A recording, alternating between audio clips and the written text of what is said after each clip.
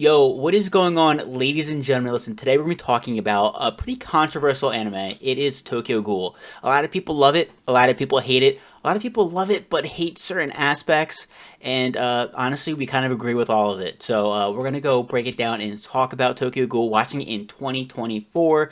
I mean, honestly, there's a lot to talk about. We're gonna have two parts. Part one is gonna be season one, and part two is gonna be seasons two and three. So today, it's part one. So we're gonna talk about season one. In my opinion, one of the most goated seasons of anime. I thought season one was just absolutely amazing. I watched it and I heard people kept saying, actually, I heard people kept saying, Tokyo Ghoul's awful. Don't watch it. It's terrible. So I watched Tokyo Avengers. I didn't know anything. I just know they're both like Tokyo, like whatever. Is when I was first getting into anime. Didn't really like Tokyo Revengers, and I was like, oh, I'm definitely gonna hate Tokyo Ghoul then. And then I That's so funny. saw some clips, and then I just started watching it, and then season one was just amazing, and I was like, this anime is absolutely incredible. How did they screw this up? So, what was your first initial reaction to season one?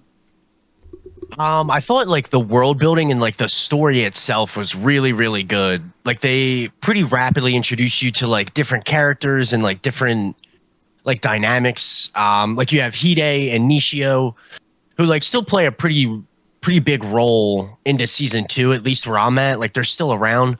But I mean, you have Toka, you have Hinami and her mother, like I feel like they throw a lot at you and like there's a lot that like builds up, but it was really entertaining. Like it definitely, I could definitely see why you said it's like one of the GOAT seasons of anime. Like it was very gripping and like you wanted to keep seeing how things evolved, even though Kaneki wasn't like strong. Like he's not out there kicking people's butts. So it Yeah. was like kind of interesting to see how, and it was like almost impressive. Like the story literally carried the entire first season because like there's good fights, but it's for me more about like the characters, the relationships, and like progressing the story forward. But it was definitely very, very good.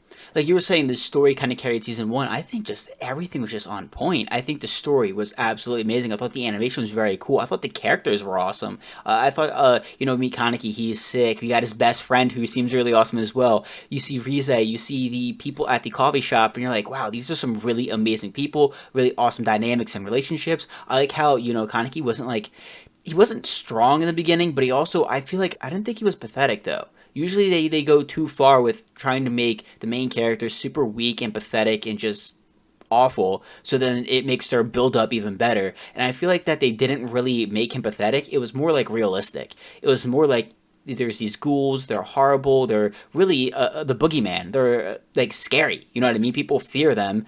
Um and then he ends up getting turned into one, and you see like right in the beginning that like panic where he's like eating his favorite food, or he's eating food, he's like, oh no, like, you know what I mean, like it's not tasting right, and then he tries to eat his favorite food and he throws it up, and then he just starts breaking down because he realizes that he's turned into a ghoul. I think that like confrontation with himself, of like trying to come to grips with that he's a ghoul and come to reality of what's been happening, was really cool to see in season one. And then of course the end of season one where he understood. Yeah, definitely. Like his development, I agree with you, was like very like it progressed well. It wasn't rushed, it wasn't too slow. Like he does take opportunities to train with some of the people at Antiku and like he does lose, some fights in the beginning, kind of, but like his growth was like Which is expected though, you know what I mean? fair.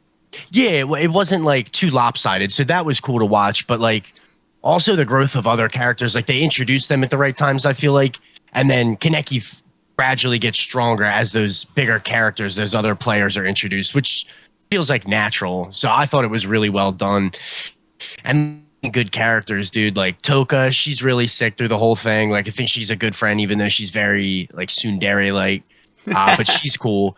And like, I liked kind of like the plot line that even though Kaneki gets stronger and like he gets these different, strengths and abilities, like his personality, he's really easy to take advantage of, and he's really like trusting, to strangers. Like he first Yeah. meets that super creepy dude, Sukiyama, and like I thought he was a great character. The Some of the villains are like super annoying, or like you're really drawn to them because they're crazy, they're psychopathic. Like the ghouls and villains were really, really well done I too. But agree. Kaneki's personality, yeah, unfortunately gets him taken advantage of. a ton in Becomes season one. He a little bit of definitely, a snack. yeah, to multiple people. So I definitely kind of experienced it because I watched it so late, and now you have two. So like, what was it like when you just start watching it? And you're like, oh my god, dude, I've seen or I've heard that before. When you hear the opening, and you're like, that's where that song's from, or you see certain scenes, and you're like, oh my god, I've seen so many clips, and it was just like, I never knew it was this anime. Because like for me, that's kind of what I experienced. I saw so many, because there's so many iconic things from season one that people have all over, Instagram, YouTube, they post it everywhere, and you kind of just see it, but you never really recognize it's like a certain anime until you watch the anime. Did you have any moments like that? Definitely with the opening song, I was like, oh shit, like I've really put this off for that long. I even like know the song. So that was really cool. Even between like season one and two, like all the songs are really well done, which I know I've said that before, but like that's always like a nice little touch. That's cool. Um, but yeah, there was a couple instances where I had watched like the first one or two episodes and then just like not kept going with it. But there was some really sick scenes, like Nishio trying to save his girlfriend when they fight. Tsukiyama, like that was really sick. But, like that horror aspect of it sometimes was like really good. Yeah. Fortunately, I wasn't like spoiled too much. I know like there's a good bit of controversy between like seasons two and three, um, but I haven't thankfully been spoiled, so I don't really know what to expect. But season one, I would say, was about as perfect as you can get. Really well done. Yeah, I agree. Well, one of the things that I saw, it was like on Instagram or something. I saw a clip where Kaneki was with Rize, and they had their date, and it was just a scene of Yeah. him being like, "Oh, like I'll walk you home," and everyone in the comments were like, "And that's where he made the mistake. You never be a simp, boys." Like it was all over from there. I'm like, "What happened?" Like I have no idea. And then I watched the anime, and I was like, "Oh my god, he is an idiot. Like he never should have done that." I thought that was Dude, so funny. yeah, and he does that with a bunch of people. Like he's easily like very trusting, and like Rize obviously like checked all the boxes. You know what I mean? She had like the same interests as him and like was into books, and then yeah, it was all over for him. A long season of torturing and suffering ahead. So I don't know if it's until season two or not, but I really thought it was interesting. You have Rize and who she is, and just seeing the impact that it had on him, because they're kind of like polar opposites, where he's like really kind of to himself, really quiet, really kind of modest, and then you have her who's like the binge eater. You know what I mean? Like an absolute serial killer ghoul, and then kind of seeing that clash of them. I don't know how much of it was, shown in season one. Like, but you kind of see the temptations and the kind of the devil on his one shoulder. You know what I mean? Kind of trying to get him to do certain things or think certain things. I would say that was probably my favorite part of season one. Like that conversation he has with Rize, kind of after being tortured by Jason for so long. Like you're exactly right. Their very conflicting personalities are like met, and they finally like Kaneki finally has this conversation with her about it, and she makes a really good point. Like that philosophy of is it better to be hurt than hurt others versus being strong and even though you might have to hurt people, you could still protect what's important to you, which Kaneki's mom wasn't able to. So I thought that was really sick, that conversation when he finally embraces her and finally embraces the fact that he's a ghoul and there's no way of changing that. So you have to embrace it and move forward. And then he finally has that kick-ass fight with Jason. So like just seeing that come full circle at the end of season one, it was like chef's kiss, just super, super cool. I think that moment in season one, and just in anime, not even just Tokyo Ghoul, was one of the best, because you started off with him being absolutely tortured. Then you have that conversation, which was just absolutely amazing. The whole thing about it, that whole dude, I see that conversation mixed with some music on YouTube sometimes, and it hits. You know what I mean? So like that whole conversation was amazing because yeah, you're right. Rize really did kind of just say like accurate things. Like the idea of you can have everything in the world and not sacrifice anything is absolute bullshit. Sacrifices need to be made if you want to achieve certain things. You need to be able to let go of one thing to be able to keep another. In most situations, there are certain situations. So seeing that was really amazing. Seeing that influence on him, and then you see him turn with the white hair, and that looks sick. And then you have the fight scene. I mean, that fight scene too with the opening on top of it. That was just Yeah. That was the greatest thing I've seen. Like that was something I saw a bunch of clips of. I'm like, oh, this is sick. You have the kick with the leg, and it just spins back. Hey man, doesn't that hurt? Like he's like, yeah, but I don't give a shit about pain. You tortured me for like a week, bud. You think I care about a broken leg now? Like that's nothing. So it was just everything about that was just absolutely amazing, and I think integral into what is Kaneki. Because Kaneki's not the same guy he used to be. He's the mix and the blend of him and Rize, and I think it's cool because there's some little bit of stumbling, a little bit of figuring things out, but I feel like he becomes like the a good blend of his nice innocent self and needing to be strong to be able to protect the people he loves. Yeah, and like that kind of growth he's forced to go through in season one. He doesn't really have a choice after his encounter with Rize. So that was really sick, and he doesn't really have too many people in his life. So once he's taken in at Antiku, he finally meets friends. He like cherishes his bond with like Toka and Hide and Hinami. So like he finally has something to be strong for rather than like just live life passively because he seemed like a very passive person. And they kind of I feel like they dive into it in season two. Like you kind of get more about who Kaneki was outside of like just Hide. You know what I mean? And that was kind of cool. Just as far as like season one goes, I guess like he builds up like all these friendships and then finally has a reason to get strong and like actually fight back. You know what I mean? Like when he and Toka fight Mado, really sick episode. That was really good. I guess they're split up actually. It's Toka versus Mado and um what's his name? Ammon versus Kaneki. And that's the first time Kaneki finally like shows like how strong he can be. And that's like a few episodes in, which was really sick. Mado was a cool character. He didn't play around, but I think that's like the first time Kaneki realizes he needs to like grow if he's gonna be able to protect somebody like Hinami. I also did not expect Toka to win that fight. That was Yo, I was just about to say, like, I was waiting for you to like after that to just say like, yo, Toka really like popped off that fight. We really kind of saw that like she is not someone to mess with. Like she's a badass.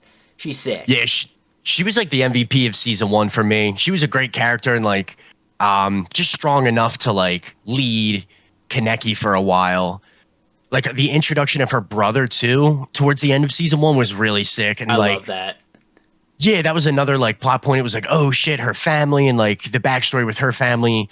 It really doesn't get explained until season two, so I wouldn't go into it too much. But like, just the relationship with her brother Ayato and her dad was really cool and like unexpected. They kind of just like drop it out of nowhere. But I was like, oh shit, that's sick. But another just testament to like a really cool aspect of season one. Yeah, and what's so cool too is that like it's on the brink of season 1 and 2, so tread lightly. But it's really like awesome how he meets Toka in season 1, and that's when he's kind, innocent Kaneki. He's the same guy he always used to be. And then he kind of goes through these changes and kind of gets intermixed with Rize and her personality and stuff. And then that's when he kind of goes over to Toka's brother Ayato, and then they kind of become friends. And you see that because like they're different in that same way that Kaneki and Rize is. So to see him kind of see both sides as well, I think Kaneki really played the scale right of just getting a taste of everything. Being able to see the different sides of being a ghoul. But there's multiple different personalities for people who decide to be one, whether they kill people for fun, or they kill people to survive, or like they at the cafe where they, take suicide jumpers and that's how they stay alive. There's multiple different ways of living, and he saw all those different sides, and he took a piece from each person he met. You know what I mean? And kind of made it who he is, and made it of how he wants to live as a ghoul.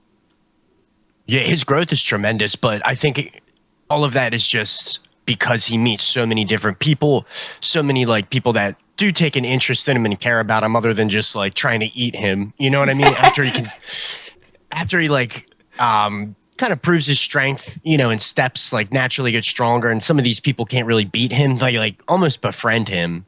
Like Nishiki in the beginning thinks he's going to kill both of them, but ends up, kind of just being another dude at the coffee shop. Yeah. And like even their first like couple interactions were cool. Seeing how they're like integrated into society and they're like normal people outside of like what they really are. Pretending to That was like, eat. yeah, like they really went in depth with some of that stuff, and that was really sick. Seeing him like, like I forget what he eats, but then he like pulls it back up so he doesn't get sick. was like, damn, that's wild.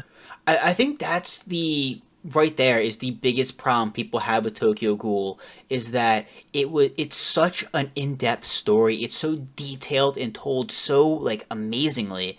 And then the real problem everyone has with it is when you start rushing certain areas, you start taking a lot of areas out that was in the manga, so you have a bunch of holes in the story. I feel like that's the key thing where it's like Tokyo Ghoul is just such a well-written story. It was so perfectly told in season one, and then the train goes off the rails, and that's why you have the controversy of, oh my god, Tokyo Ghoul, this anime, it's rough. You know what I mean? It's interesting. I mean, I'm not quite through season 2 yet, but it's been really exciting. There's a lot of good fights and stuff, but I can definitely feel it changing. So I'm sure it's tough to like, improve on such a good season. Season 1 was, like I said, about as perfect and well executed as you could, do. I was really excited to jump into season 2 and like, have the story continue to unfold. And there's so many good characters and aspects that you could love. It's like really surprising to me to see how they could like stray from the manga or like kind of fumble that. But I do still look forward to it for sure. So one thing that I thought was really cool was the way how he became a ghoul, where it was like, okay, well, Rize's going to kill him, and it was like, oh my god, what's going on here? And then she dies, and everyone's like, what?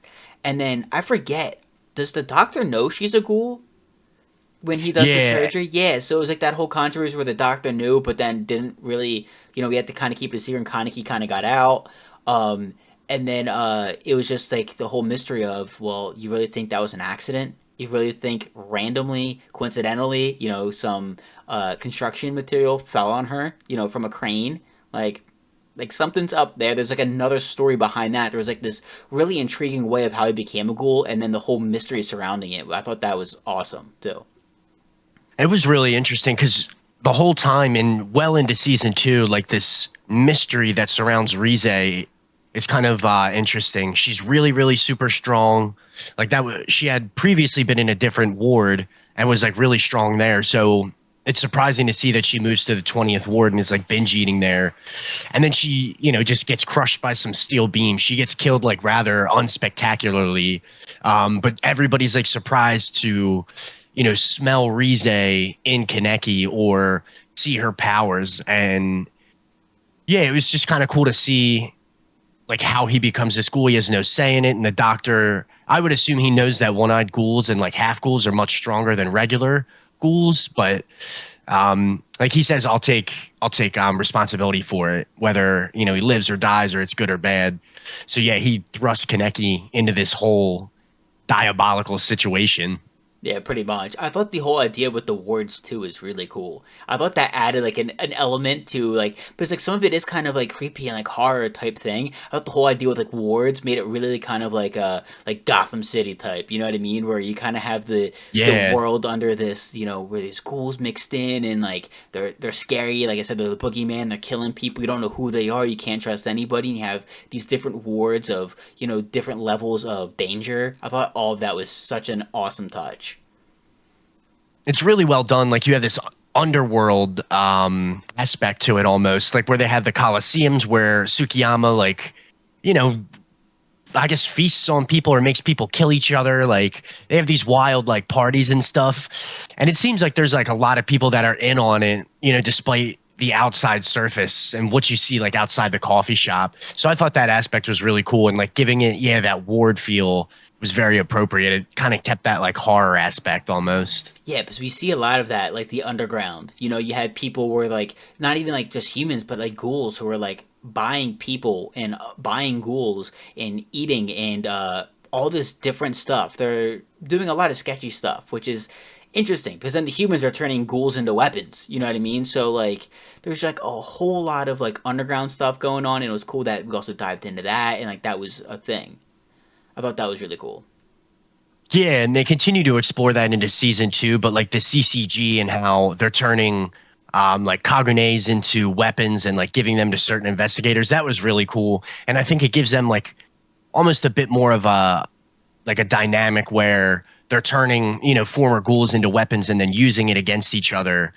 Like that does come up a bit in season 1, more in season 2, but I thought that was a really good layer that makes the CCG versus the ghouls even more like contentious. That was a really, really cool point. And it's cool because, in my opinion, I felt like it made them like super douchey as well, because it's like you guys are Yeah. so like, oh my god, we hate ghouls. Ghouls are awful, but then you crave the ghouls' power. Like it's like you hate them, but you secretly want to be one. You want to be as strong as one. You know what I mean? Like you hate them, but you're more than happy to use their power to make a weapon. It's just like uh, I, I don't know. To me, it kind of branded them more kind of as the villains because it kind of just showed how just power hungry they are at the same time. You know what I mean? It's not like, oh, they just want to make a world a better place and get rid of ghouls. You kind of see all of the complexity of it. It's not as straightforward. Yeah, like Motto luring Hinami into that trap with her mother. You know what I mean? Like he puts her head in a bag, I'm assuming. Like that was really sick. Hmm. They do some douchey stuff, but like I feel like every event the CCG is involved in the first couple seasons, like they just get their ass kicked. They take like mass casualties and they still keep like running these assaults on like ghouls and just keep taking like mad damage. Yeah. So, would you, if you were in this world, would you want to be a ghoul, or are you like, nah, I want to stay away from that? Because thinking, you have to I'll be eat honest, flesh. like you said, that scene where Kaneki can't eat his favorite foods, that was a big blow. Not being able to eat any like buffalo chicken or something, that would be tough. Yeah, the only thing you But can eat is human flesh. Like I, that's I don't know if I could do it. Or even if I was a ghoul or turned into a ghoul or whatever, I would probably rock with the people at Antiku. Like you can just drink some flesh coffee or have your little like flesh pills or whatever's in those like yeah. brown sacks. I think that would be more manageable than like feasting on people. Yeah, I think that like being a ghoul would definitely be rough. Like if you got turned into one, well then you don't have a choice, you have to figure it out. But like, yeah, definitely if we lived in a world with ghouls, that would be pretty awful to wake up if in the same situation as Kaneki and be like, well shit. Like Yeah, and you kind of see it like when Toka goes to school with her friend. She's like a really sweet friend who like makes her food, hmm and like in the beginning she just yells at her for only eating bread.